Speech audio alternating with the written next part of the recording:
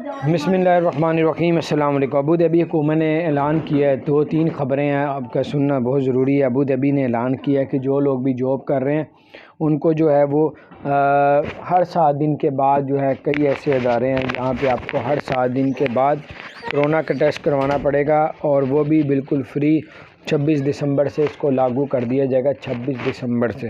تو ابوظہبی حکومت نے یہ اعلان کیا تاکہ کرونا نہ پھیلے۔ دوسری خبر یہ آ رہی ہے کہ 2 سے 3 چھٹیاں آ رہی ہیں نیو ایئر کی، 3 چھٹیاں گورنمنٹ جاب کرنے والوں کو، 2 چھٹیاں پرائیویٹ جاب کرنے والے کو۔ اور کرونا کے جو اس وقت ٹوٹل کیس ہو چکے ہیں نئے وہ 462 ہو چکے ہیں، اور کرونا تھوڑا تھوڑا بڑھتا جا رہا ہے دبئی میں۔